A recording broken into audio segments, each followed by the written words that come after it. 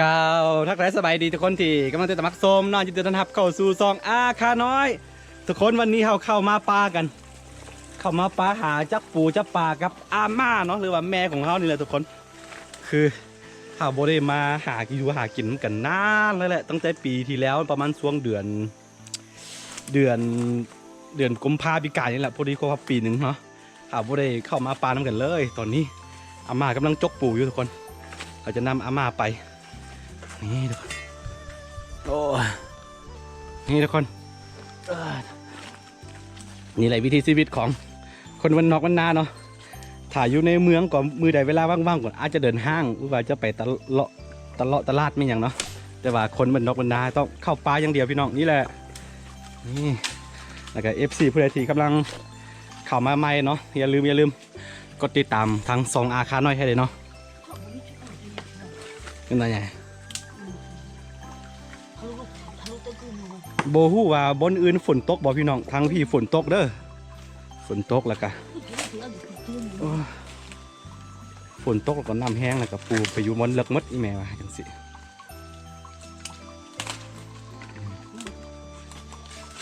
โอเคทุกคนติดตามยาวๆไปเนาะเดี๋ยวเขาจกปูจกปลาได้แล้วก็ซีเฮ็ดเมนูอยู่ปลากินกัน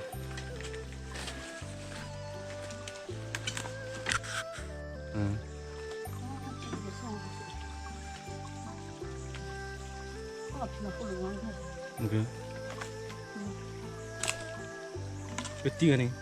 ไปเตี้ยเนี่ยหืมอังเถอะฝนตกใส่ฝนห้ามใส่แล้วก็เฮ็ดกำลังออกทุกคนอีกประมาณ1 เดือน 2 เดือนเนาะพอดีเลยเริ่มออกเฮ็ดแหละตั้งเดี๋ยวนี้ต่อไปไงวะนี่คือเฮ็ดหูหนู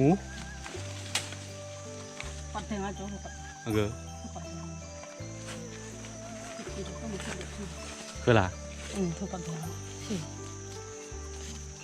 ตัวนี้คือหญ้าตัวอันมันสามารถกัดคนได้ทุกคนใบกัดคนได้ลืมแล้ว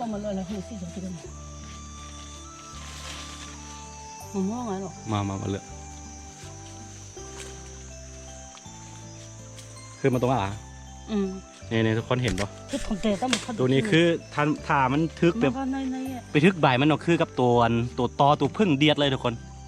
นี่ลืมสื่อแล้วเนี่ยประมาณปีกายเขายังเคยทายให้เบิ้งอยู่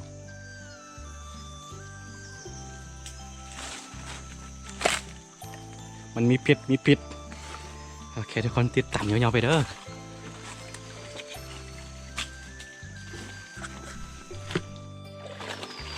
บอนใดที่มีหินหลายแบบนี้นี่ค่อนข้างยุ่งยากเนาะกลางเว้นแบบนี้คันนี้จับปูให้มันได้หลายๆต้องมาตอนกลางคืนถูกปะตอนกลางคืนปูป่าแม่มันจะออกมาหากินแล้วจับได้สบายทุกคน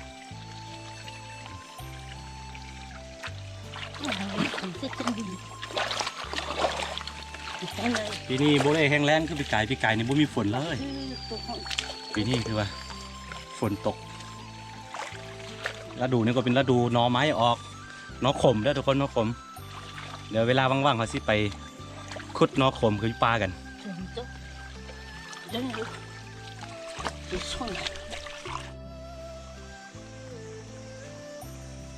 ก็เข้ากันโอเคนัดแถวพะเยากันต่อยี่สิบอยู่ยังลูกอิงผู้ใดสิมาจกปูแบบไม่ต้องตัดเล็บมือนะทุกคนเด้อเล็บมือยาวจกบ่ได้มันค่อนข้างยากตอนนี้แม่จับปูอยู่ปูตัวแรก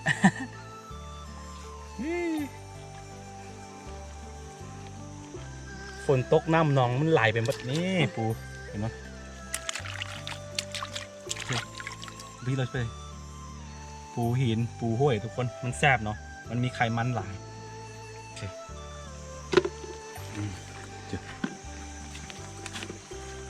ไปติดตามไปเรื่อยๆพี่น้อง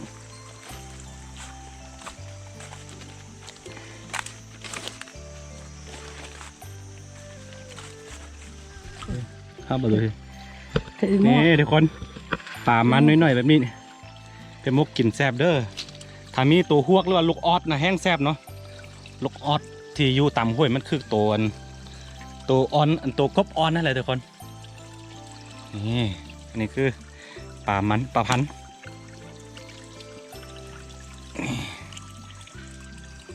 สิไปเฮ็ดเมนูยังกินเดี๋ยวแป๊บหนึ่งเนาะส่งไปลูกเขาสิไปเฮ็ดกินอาคาดอยึกมา Sura. Tania. ดันนี่ยังไง Tia com a do tan ma tania com. งาเต้ภาษาข่าวมันละคำงาเต้เด้อทุกคนเด้อนี่ Aí me chama.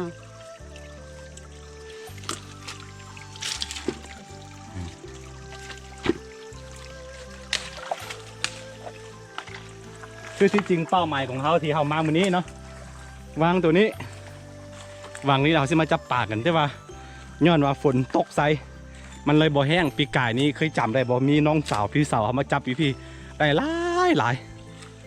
ได้กบได้ปลาเมียงหลายเกือบเป็น3-4-5 โลเนาะเดี๋ยวอีกประมาณ2-3 เดือนพุ่นแหละมันจึงแห้งเนาะเราจะมาจับปลาอยู่จุดนี้จื้อไว้ทุกคน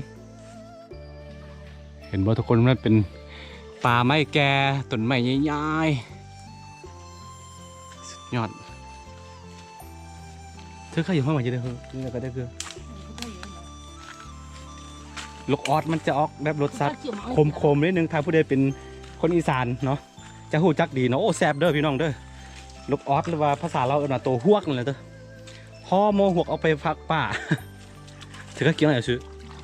ถือกันคือปีกไก่ต้องบอกว่าแบบกบห้วยหลายเอาหัวมันมีกบย้อนอย่างเพราะว่าตอนคืนเคยมาใต้มาปลามาโละปลาอะไรก็เห็นยวงไปใส่เข้าไปแล้วก็เห็นตามันนะโอ้โหเต็มเพราะฉะนั้นวันหลังเขาจึงมาจับมันนะปีไก่นี้เนาะปีนี้รอแต่ให้มันน้ำแห้งก่อนจึงมาจับอีกทีหนึ่งพี่น้อง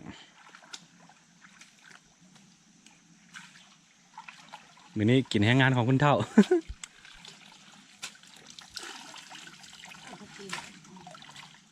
โอ้นี่เห็นป่ะทุกคนไข่กบทุกคนโอ้นี่ทำแม่มากินได้บอกว่ากินบ่ได้กินได้แต่ตอนในท้องมันซื่อโอ้ไข่กบจักฟองบุเลยเด้อ 그거 도와줘 노란 창. โอ้แมงกะมา 오, 아마. 씨, 어때요? 싹싹. ไข่ยังถ้าท้องมันยังแม่ว่ามันมาวางไข่ซื้อที่จริงมันอยู่ในตัววางพ่น 아, 벽 왜 안 해? โอ้อะไร 응. ผู้เฒ่าค่ะ 이거 스타다. 맞죠냐 이거. 맞죠냐.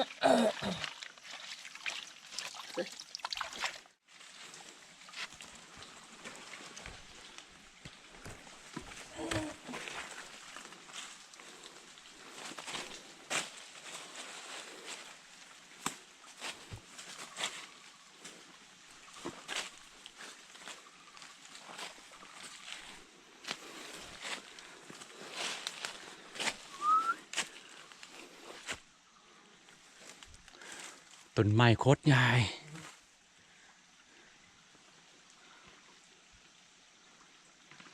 เห่าเกียมคอจกมาดิดักทุกคนเอาสิมาเอาน้ำออกเถอะว่าน้ำมันหลายพดน้ำลายพดนี่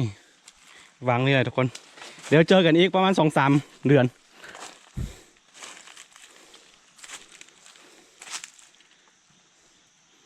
พื้นที่ในแถวนี้เป็นพื้นที่ที่ยังอุดมสมบูรณ์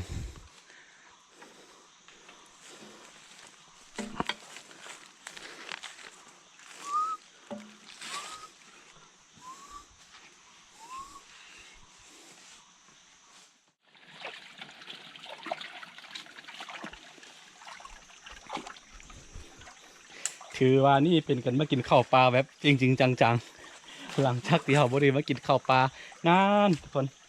จกปูจกปลาไม่ยังไรก็ได้เลยก็เฮ็ดกินอยู่ปลาทุกคนเดี๋ยวอาม่าสิเฮ็ดเมนูมันยังสู้เขากินเนาะเดี๋ยวเบิ้งกันแล้วก็ต้องซุปกินอะไรตอนนี้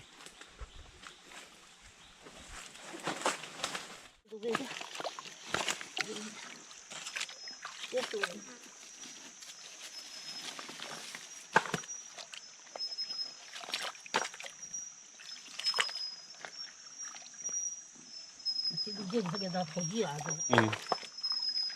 저 허리. โอ้ยน้ำไหลแค้นคอเมื่อกี้เห็นตัวขี้เค็บว่าตัวตะขาบเลยพันจุดนี้พี่น้องแม่ก็เลยกลัวทั้งนั้น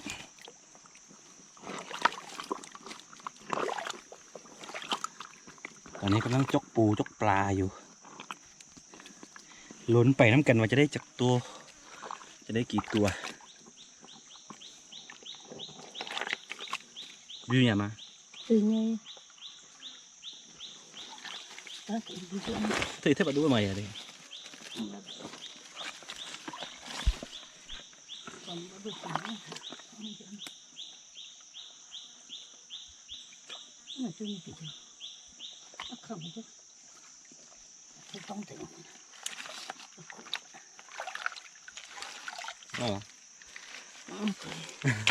chú hứng nha ta nên mà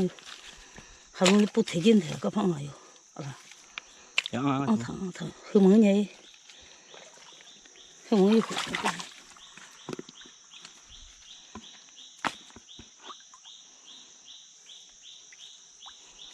ta nhảy chị chị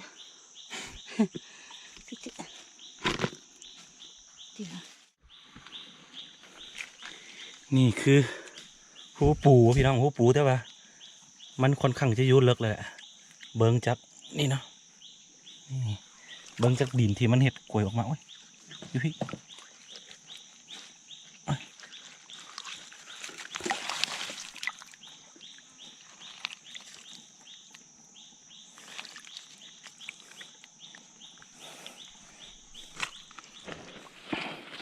โอเคทุกคนหลังจากที่เราใช้เวลาจกปูจกปลาอยู่กว่า30 นาทีนะเราก็ซีกออกไปทำอาหารกินกันนี่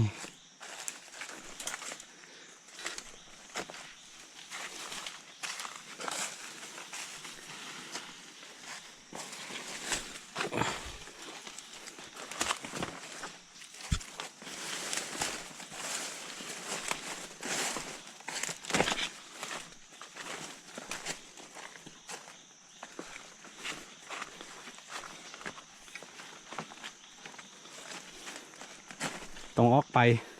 อยู่เส้นทางหลวงก่อนทุกคนหลังจากนั้นก่อไฟแล้วก็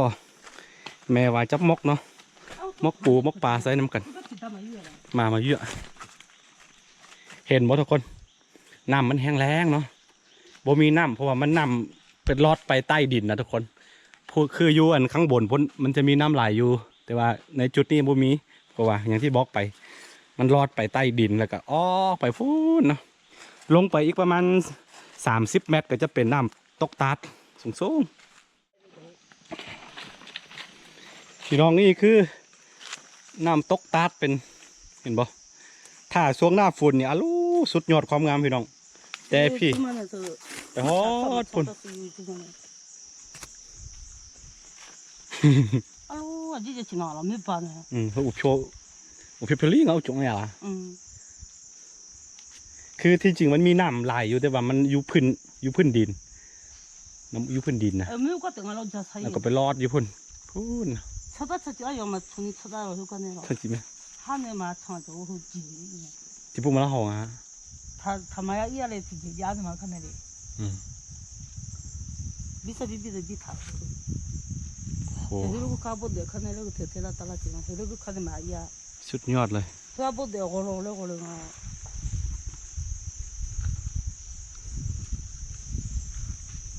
หน้าฝนช่วงเดือน8 เดือน 7เนาะลูกความงามทุกคนแหงสุดผาเดี๋ยวพอฤดูมันเนาะเอาซื้อมาไทยให้ทุกคนได้เบิ่งกันโอเคตอนนี้แม่บุกเคยมาพี่ ตอนนี้เขาก็ก่อไฟเป็นทีเรียบร้อยแล้วตอนนี้เขาซีเห็ดอาหารกินนี่แม่ซีมกปลามกปูใส่กันนี่แหละทุกคน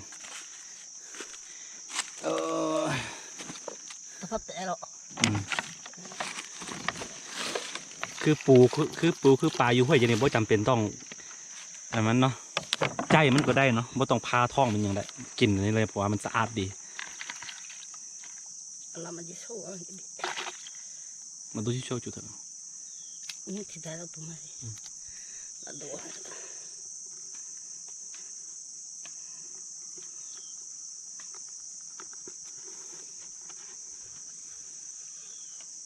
ใช่ใช่ไหม 你都那去没写不嘛呢？ จะดูต้องอันเดมิเซียมั้ง 这都那个。 เธอชิบัวนะตาเธออ๋อนี่ แต่เธอให้เยอะจุดไหน 哎，到这都到那个现在现在不就像那起不了。 บอกแม่ว่าบ่จำเป็นต้องเฮ็ดแบบนั้น คือทอกน้ำเทมแล้วก็เอาเกลือโรยใส่ให้มันตาย แล้วก็จึงล้างอีกทีนึงสบายกว่า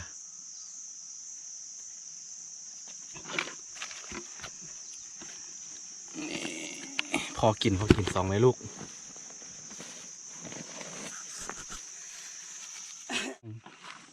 都坑了， เอาจีทั้งอาจีเขาเชื่อว่าเพื่อนมาเอาเปิงงานน้องงานอันมาพลายจะแบบที่ปู 俺妈就知道了。俺从那可得了，不偷完了都得。 มาเพิ่มกันนี่ น้ำแห้งพดเราเลยว่าบ่จับเพราะว่าป้อมไม้เขามาจับตัววังหันนะ 有这样。 แต่น้ำยังบ่ทันแห้งฝนตกน้ำนองเต็มพอดเพราะฉะนั้นเราพอได้กินสองแม่ให้ลูกนี่มกใส่เห็ดหูหนูนี่ครับว่าสีมือแม่อาหารที่เกิดจากสีมือแม่มันจะอร่อยที่สุดในโลกนะไปกินบาร์บีคิวไปกินบุฟเฟ่ไปกินไม่อย่างสิ้นดัดอยู่ในเมืองกับบทกินข้าวจำเจียวที่แม่ตามอยู่บ้านเด้อทุกคนเด้อนี่แหละผู้ใดหังพอหังแม่ไปนานก็อย่าลืมนะกลับมาเยี่ยมมายามบ้านก็ได้ คือเวตอนนั้น ตอนเท่ามาจากนี้คนอันแบบคนเท่าคนแก่คนนี้เขาแบบมีความคิดคิดถึงลูกหลานนะดีแท้นี้ในบ้านไปชีวิตแบบนี้บ่ว่าได้ไผแหละเขาบ่ได้บอกว่าเขาดีเลยเนาะแต่ว่าในบ้านไปของเขานี่อยากให้เขาสบายนะดีที่สุดเนาะบ่ว่าได้พ่อแม่ค่อยหรือว่าพ่อแม่ไผก็แล้วแต่เนาะบ่ควรปะอะไรแบบปะละเลยค่ะทานนะคนดูแลตอนเท่าตอนแก่นี่เนาะให้เพิ่นพักผ่อนเมื่อยมาแห้งแล้วโอเคทุกคนเดี๋ยวเจอกันตอนสุกแล้วเนาะแม่ซิมกเอา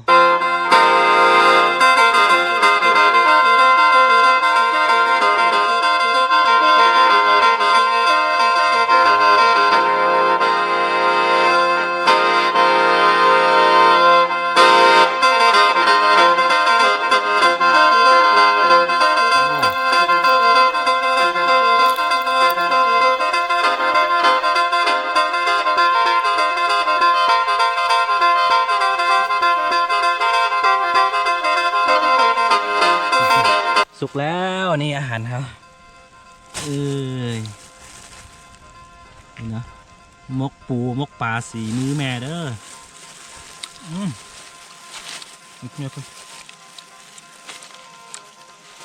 มีตัวหวกหน่อยแล้วก็ออกรสชาติขมๆเนาะพอดีคักเลยเด้อพี่น้องกินข้าวกินน้ำน้ำกัน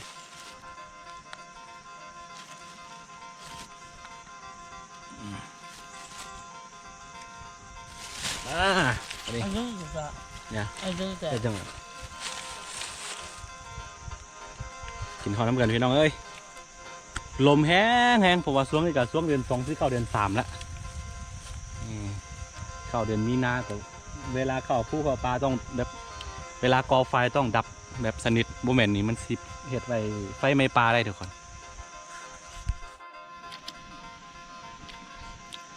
สีมือแม่อร่อยจริงๆ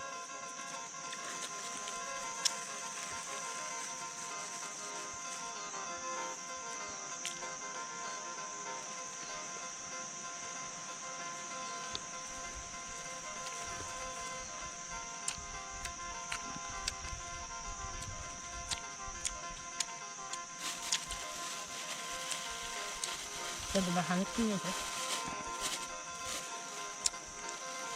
นี่มาจะเดินแม่ตัวใหญ่ดูเยอะมาพอ